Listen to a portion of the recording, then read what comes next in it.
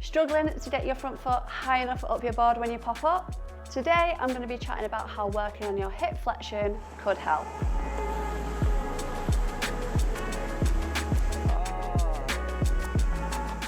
Hey, my name is Emily. On this channel you'll find all things movement, mindset and lifestyle for women learning to surf, snowboard or skate at 30 plus. If you are a fellow board sport late bloomer just like me and you have a passion for one or all of these sports, welcome, you're in the right place.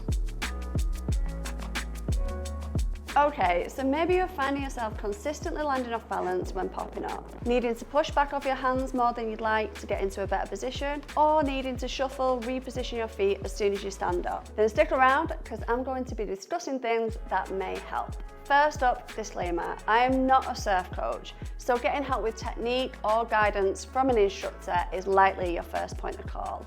As well as that, I can't recommend practicing on land enough. The reality is we don't really get to drill things that much in the ocean, especially as a beginner, and certainly not see where we're going wrong. Learning new stuff takes a lot of repetition for the body to master, and filming yourself whilst doing it is a great way of picking things up that you may not have realised were happening. But say you've been doing that and nothing's working, what then? Having a look at and working on your hip flexion could be a bit of a game changer. It's something you can really quickly and simply check and easily include exercises for in your normal workouts. So why does it matter? If you have limited hip flexion or lack strength through full range of motion, that could be having a big impact on where that front foot lands. As a very basic example, imagine the difference between having this much range of motion and this much range of motion, and how that may translate on your board. So what to do about it? First up, understand where you're at by testing your range of motion. Otherwise, how do you know if this is something you even need to bother working on? One way to do this is with the standing hip flexion test. Stand up nice and tall with your feet hip width apart. Keep your back flat, core engaged, and use your hands to bring your knee up towards your body as far as you can. Now we're purely looking at range of motion in the hips here, so be conscious that you're not compensating by rounding the back.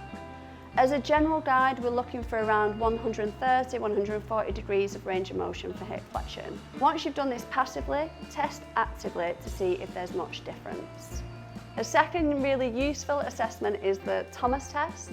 This can let you know if your hip flexors are tight and maybe restricting some range of motion. Sit on the edge of a bench and roll back with your knees tucked up towards your chest.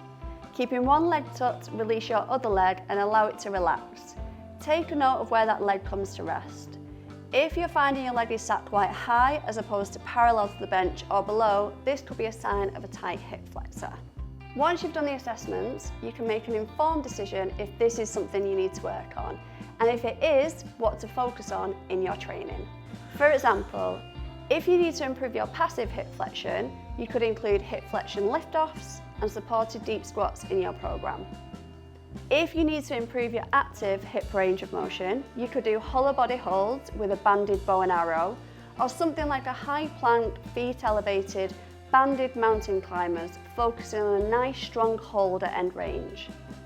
If you need to improve your strength and flexibility through full range, then including the couch stretch alongside a full range of motion banded hip flexor exercise could be really beneficial.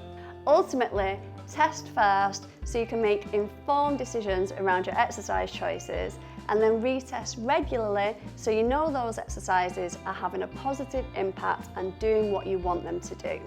I know there's a lot of different things going on when it comes to our pop-ups, and this is just one element, but it's something you can really focus on land, which in turn can have a really positive impact in the water. I hope that's been beneficial. If you do want additional support, check out my one-to-one coaching, I'll pop a link below, or sign up to my newsletter to be first in the know when the Motion Club launches, a movement-first lifestyle community for women learning board sports in their 30s and beyond. Happy boarding!